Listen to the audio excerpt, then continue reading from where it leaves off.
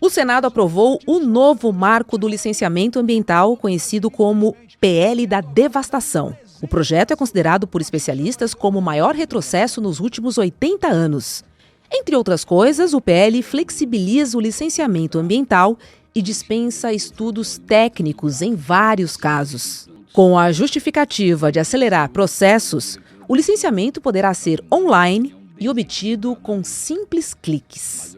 Em alguns casos, a nova licença ambiental especial vai dispensar até o IBAMA de analisar as solicitações. Segundo especialistas, este é um caminho para fraudes e novas tragédias, como a de Mariana e Brumadinho. E isso em um momento em que o mundo enfrenta a maior perda florestal em 2 décadas. Só no ano passado, 6.700.000 hectares de floresta tropical simplesmente sumiram.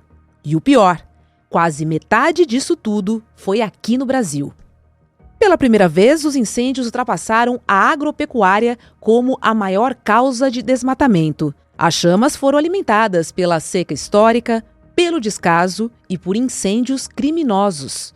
E como se tudo isso não bastasse, o governo federal insiste na exploração de petróleo na foz do Amazonas.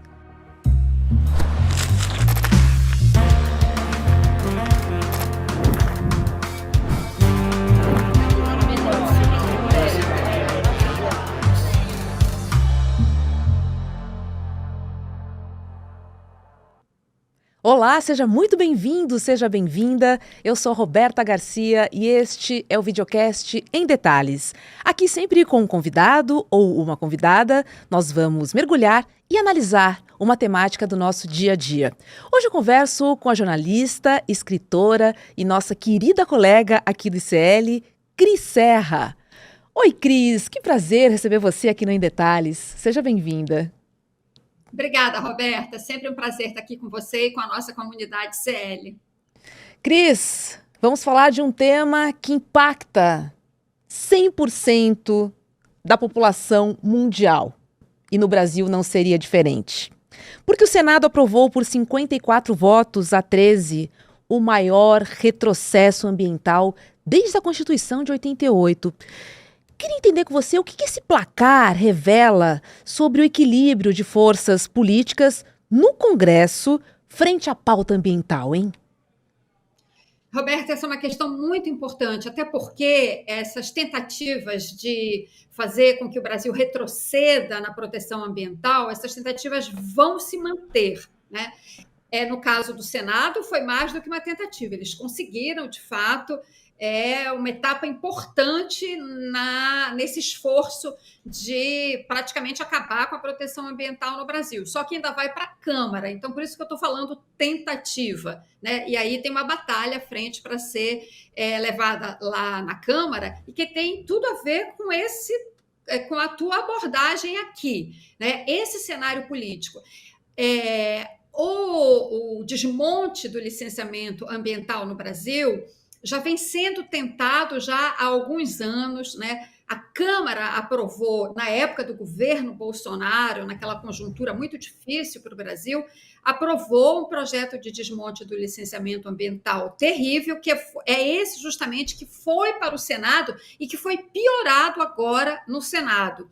Em pleno governo Lula, ou seja, teoricamente, com uma conjuntura mais favorável à proteção ambiental, nós temos a ministra Marina Silva, né, à frente do Ministério do Meio Ambiente. Mas por que, então, essa derrota, né, da proteção ambiental no Senado? Porque nós temos no Congresso, né, uma conjuntura completamente desfavorável, porque é um Congresso que tem um predomínio da direita, da extrema-direita, né, essa aliança muito perversa, né, e aliada também ao centrão fisiológico, aquele centrão, né, que faz política em torno dos interesses mais sórdidos, né? Faz a política pecuniária, digamos assim. Na Câmara, o cenário não é diferente, né? Então, nós teremos uma batalha muito dura à frente. Eu digo, sem nenhum problema, Roberta, esse é o pior congresso da história recente do Brasil. E essa foi a conjuntura, então, que nos levou, né, que nos traz até esse momento. Agora, é preciso dizer também, né, que o governo poderia ter feito um esforço maior, né, para tentar barrar esse desmonte da nossa proteção ambiental, né? Por uma série de circunstâncias políticas, digamos assim, fez uma espécie aí de corpo mole, digamos, eu diria, talvez exagerando um pouco na expressão, até porque, obviamente, a gente viu ali alguns parlamentares falando de uma forma muito consistente contra esse absurdo, né? Mas, no geral, eu diria que o governo também meio que lavou as mãos, digamos assim, né? Justamente por conta dessa dependência que o governo Lula tem de votos, né? Nesta base que eu acabei de relatar para você, nesse terreno pantanoso que é hoje o Congresso Nacional. Agora, Cris, esse projeto, ele dispensa estudos técnicos, né, em vários casos, e também permite um licenciamento como se fosse automático, por um clique. Isso claramente pode aumentar ainda mais o risco de tragédias, né? Tivemos Mariana, tivemos em Brumadinho, em Cubatão. O país prometeu não repetir, mas esse afrouxamento nos leva, obviamente, a novas questões ambientais, porque as estruturas estão mais frágeis em relação à sua proteção. Roberta, esse ponto é chave para a gente entender a importância do licenciamento ambiental e por que ele não pode ser desmontado, atacado da maneira como está sendo, né? Você mencionou Cubatão, exatamente, para quem não lembra, né? Que era uma fábrica de poluentes ali em Cubatão, em São Paulo, justamente porque não existia licenciamento. Bom, construiu-se o licenciamento ambiental, né? Uma das resoluções assim, que é um marco histórico do licenciamento ambiental no Brasil é de 1986, uma resolução do CONAMA, Conselho Nacional de Meio Ambiente, que é justamente aquela que estabelece a exigência dos estudos de impacto ambiental, o EIA-RIMA, famoso EIA-RIMA, que tanto se fala, e que esses setores atrasados da economia no Brasil tanto reclamam, porque são os estudos de impacto ambiental que orientam os técnicos, as autoridades que têm que decidir sobre as licenças, as autorizações dos empreendimentos econômicos, né? Entendendo quais são os impactos e que medidas podem ser exigidas do empreendimento para mitigar, ou seja, para compensar aqueles impactos ambientais, porque toda atividade econômica tem impacto ambiental, mas você pode estabelecer, né, maneiras de compensar esses impactos. Vou dar um exemplo, Roberta, muito simples e importante para as pessoas entenderem do que a gente está falando e por que é mentira quando os senadores disseram lá no plenário que o licenciamento ambiental atrapalha o desenvolvimento, proibindo, por exemplo, a duplicação de estradas, a construção de escolas. Foi um show de horrores. Aquela sessão do Senado que aprovou o desmonte do licenciamento ambiental foi um show de horrores e mentiras. Então, voltando aqui ao exemplo prático para as pessoas entenderem o que é o licenciamento ambiental e a importância dele. Por exemplo, quando você vai duplicar uma rodovia, como houve aqui há alguns poucos anos atrás, aqui na região onde eu moro, a BR-101. Era uma estrada normal, mão e contramão, muita gente morria atropelada, tinha acidentes horríveis. Pois bem, aprovou-se a duplicação da estrada, uma medida, sem dúvida, necessária para proteger a vida das pessoas e para facilitar o trânsito de uma estrada, que é uma artéria econômica importante, que leva à Bacia de Campos, Bacia do Petróleo, aqui no litoral do Rio. Qual foi, então, no licenciamento da duplicação da rodovia, qual foi a medida de mitigação para compensar o impacto ambiental, que você vai duplicar a rodovia, você vai desmatar. Então, para compensar isso, e no caso da duplicação da rodovia, você vai aumentar o atropelamento de animais, o que se aprovou para, então, compensar, né, a necessária ampliação, duplicação da rodovia?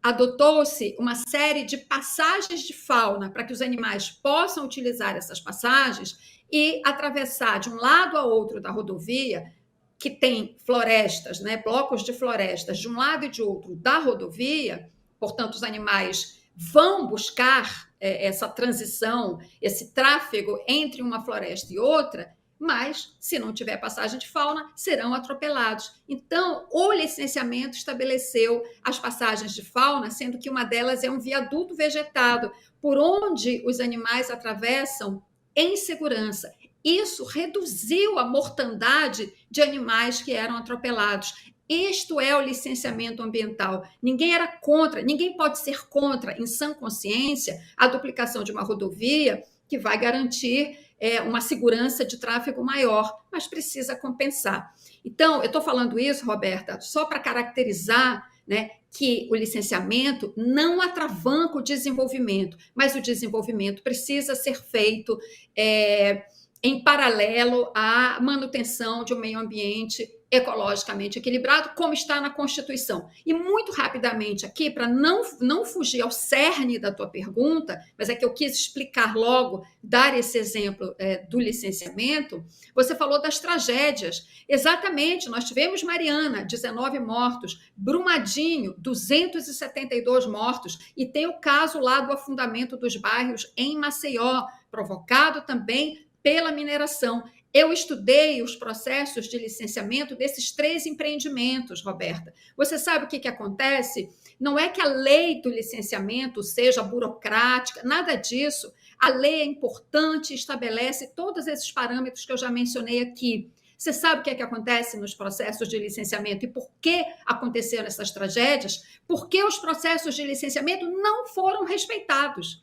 Justamente porque eles não foram respeitados, inclusive são processos que têm suspeitas muito sérias de prevaricação, de improbidade administrativa por parte dos agentes públicos que aprovaram esses processos. Por causa disso é que acontecem as tragédias. Não é por causa da lei, é por causa das decisões tomadas pelos agentes públicos, decisões erradas, para não dizer coisa pior, porque, como eu disse, tem suspeitas de prevaricação e improbidade administrativa nesses 3 casos, para não dizer coisa pior. Imagine sem legislação. O que teria acontecido, Cris? Hein? É um exemplo claro que a gente traz aqui para entender a gravidade do que foi aprovado. E digo mais, a menos de 6 meses da COP30, Cris. Que recado que o Brasil consegue passar, né? Que recado que o Brasil passa ao mundo ao desmontar seu sistema de licenciamento ambiental justamente nesse momento crítico? É o pior possível, Roberta.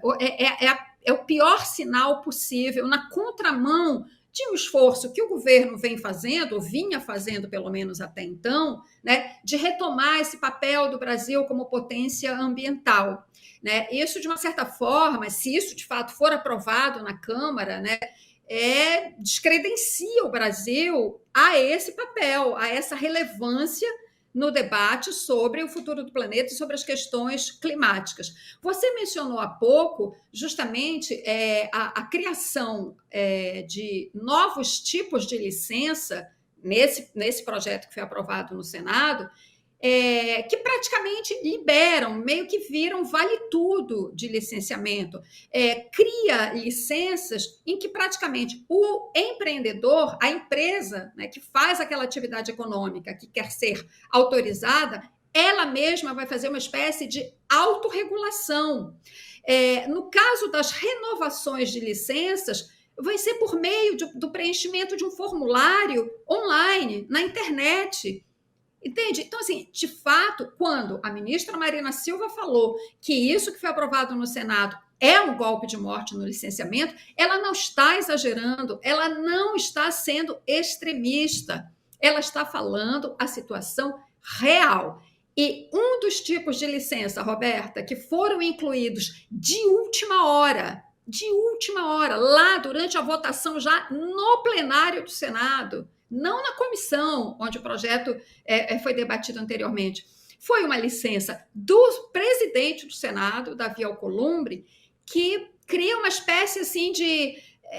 um guarda-chuva que serve para tudo, para qualquer tipo de situação, que pode ser dada uma licença especial para projetos de caráter estratégico. Ora, estratégico isso tem que ser melhor elaborado, porque estratégico extremamente subjetiva essa avaliação, né? E aí isso se casa com toda uma pressão que está sendo feita também no governo para liberar a exploração de petróleo na chamada margem equatorial, especificamente na Foz do Amazonas, na costa do Amapá, estado do presidente do Senado, Alcolumbre, que é um propagandista da liberação da perfuração de petróleo lá naquela região. Então, se esse projeto, aprovado no Senado, que vai para a Câmara, passar desta maneira, com este tipo de licença, essa categoria que ele criou por meio dessa emenda de última hora, que é o famoso jabuti, que a gente vê, né, é uma prática muito comum no Congresso, essa licença, que é uma licença a jato, pode ser usada, inclusive, né, em outras etapas das futuras autorizações que podem ser dadas à exploração de petróleo na margem equatorial. Então, de fato, é um cenário, como você falou há pouco, a gente estava conversando aqui nos bastidores, um descalabro mesmo. Total.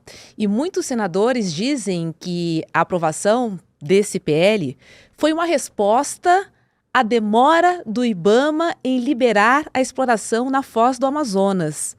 Tem circulado essa informação por aí. E como você bem lembrou, teve, né, o senador e o presidente do Congresso Nacional, Davi Alcolumbre, botando essa emenda de última hora, liberando para projetos estratégicos. O que a gente viu e o que a gente acompanha em relação a esse PL da devastação, como vem sido chamado, é um lobby do agro e da indústria do petróleo, Cris? Ou você colocaria mais personagens nessa roda?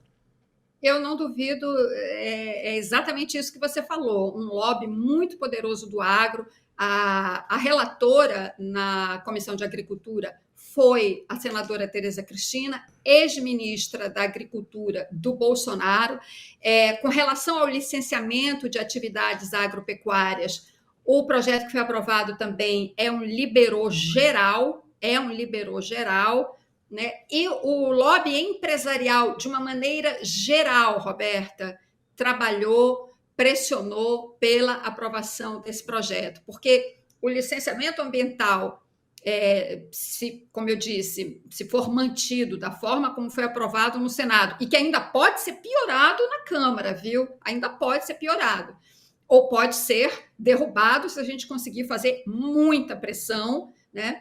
Mas, enfim, se o projeto for mantido desse jeito, esse liberou geral que ele cria, beneficia o setor, o empresariado como um todo, que sempre reclamou do licenciamento ambiental. Sempre. A Confederação Nacional da Indústria sempre claramente se posicionou contra as leis de proteção ambiental. Agora, quando foi aprovado, né, no Senado, a CNI divulgou uma nota técnica aplaudindo o que ela chama de nota técnica, enfim, uma nota estabelecendo ali, mostrando todos os pontos que são vantajosos para a indústria, para o setor empresarial. Agora, Roberta, uma coisa muito importante da gente falar aqui é o discurso que embala, que envolve essa discussão sobre o licenciamento. Porque eu acompanhei as votações nas comissões e depois no plenário, né? Todo o tempo o discurso da simplificação, da desburocratização. Isso não é verdade. Isso não é verdade, né? Eu vi muitos senadores ali mentindo. Esse falso argumento da simplificação, da desburocratização, na verdade, é para mascarar, para camuflar uma desregulação total, um esvaziamento do poder do Estado, né, como o agente que tem que zelar pelo equilíbrio entre atividade econômica e proteção ambiental. Então, é o esvaziamento, você esfola, né, a estrutura estatal de proteção, de regulação, portanto, de fiscalização, porque se é desregulado, você vai fiscalizar o quê? Né? Então, e outro aspecto importante, esse projeto também esvazia completamente a participação popular nesses processos de licenciamento, porque essas atividades industriais, econômicas em geral, né, agronegócio e atividades empresariais como um todo, elas têm impactos, às vezes, sobre comunidades, impactos terríveis, né, que podem condenar a vida de uma comunidade. O licenciamento, como a gente tem hoje, escuta, pode não ser perfeito, mas estabelece condições de escuta dessas comunidades em audiências públicas, etc., né? E com isso, com esse projeto, isso praticamente fica eliminado. Portanto, o caráter democrático do licenciamento ambiental, que, como eu disse há pouco, começa em 1986 e é consolidado na Constituição de 1988, como você mencionou, né? Esse caráter democrático se perde completamente. Completamente. Então, é uma falácia, é uma mentira dizer que é simplificação e desburocratização ou simplificação. É desregulação total. É vale tudo, é liberou geral, é boiada passando. É disso que a gente está falando.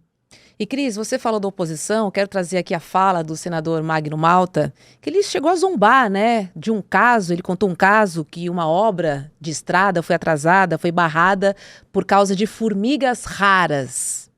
E aí, outros defensores da proposta dizem que ela destrava o desenvolvimento. E aí eu te pergunto, né, que tipo de desenvolvimento é esse, né, que ignora riscos à saúde, ao meio ambiente e também à vida das populações afetadas. E quando eu falo de populações afetadas, eu estou dizendo de todos nós, não há exceção. Todos bebemos água, todos respiramos. Esse é o ponto, Roberta. Isso atinge a todos nós. É claro que tem situações muito específicas que atingem terras indígenas, periferias, comunidades quilombolas, né, ribeirinhos, né? Isso é claro que tem um impacto direto sobre essas comunidades, mas impacta a todos nós, né? Porque, como você falou, todos precisamos de água, de alimentos, alimentos sem agrotóxicos e por aí vai. Então, que desenvolvimento é esse? É exatamente essa questão. Que futuro que a gente quer, né? Que país a gente quer construir? Né? Um país que consiga conciliar desenvolvimento com proteção ambiental ou esse vale tudo? Quando se discute o licenciamento, e isso é muito importante a gente assinalar aqui, a gente não está discutindo sobre uma regra, uma coisa distante da nossa vida, nós que moramos em cidades, que talvez afete ali uma comunidade distante. Não, isso aí não sei se isso vai me afetar tanto. Não, afeta sim. Por isso a gente tem que trazer essa discussão para o dia a dia das pessoas, né? Porque quando a gente discute licenciamento, a gente está discutindo que país a gente quer, né? Se é o país que vai liberar geral, sem se preocupar com o que vai acontecer com as pessoas, sem se preocupar que vão acontecer tragédias onde morrem centenas, dezenas de pessoas, né? Ou se a gente vai fazer esse esforço conjunto, né, de conciliar, sim, o desenvolvimento, mas que este desenvolvimento não seja, como eu costumo falar, por exemplo, quando eu falo da mineração e dos casos que você mencionou, de Mariana e Brumadinho, que eu acrescento Maceió, né, que o desenvolvimento não seja uma máquina de um agente. Vou pegar a carona que você falou em direitos, porque a ministra Marina Silva ela afirmou que esse projeto ele afronta diretamente a Constituição.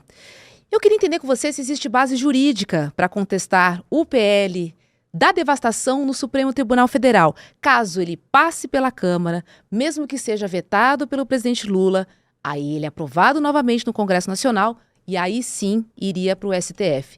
Existe um artigo, parece que é o 225, né, Cris?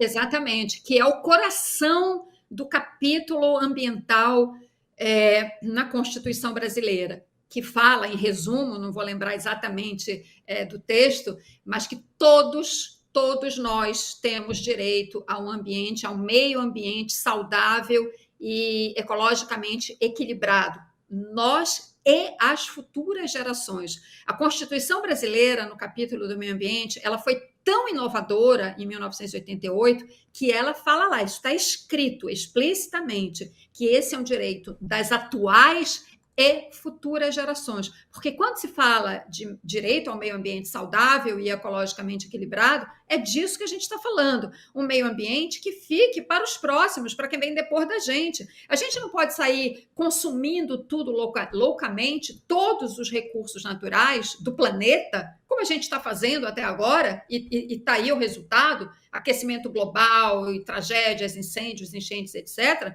né? E qual é o planeta que a gente vai deixar, né, para as futuras gerações? Então, os constituintes de 88 tiveram essa preocupação, né?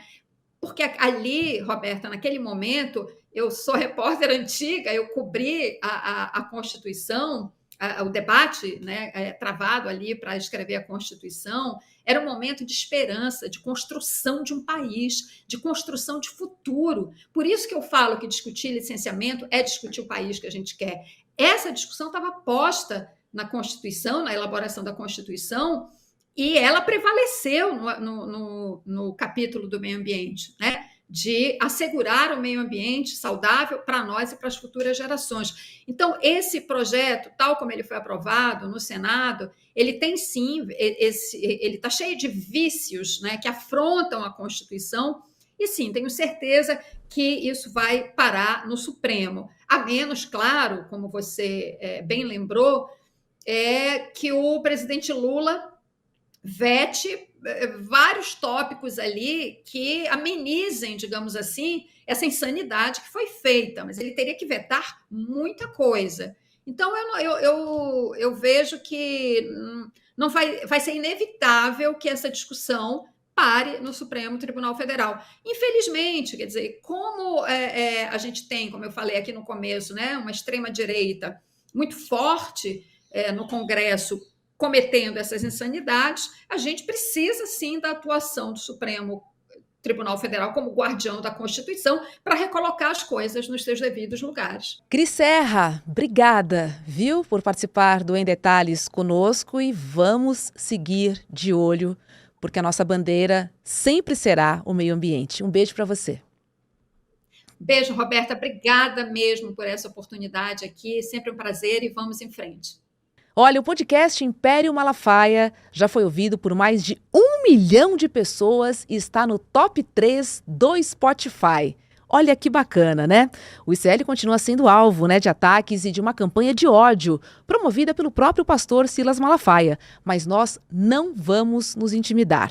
Nós temos muito mais revelações para trazer à tona e agora, além de ouvir o podcast, você também poderá acompanhar o documentário Império Malafaia, uma produção original do ICL em que vai mergulhar ainda mais fundo na investigação jornalística de Juliana Dalpiva e também de Igor Melo para entender o poder político e como a fé e o dinheiro se misturam nos bastidores de um dos impérios mais influentes do Brasil.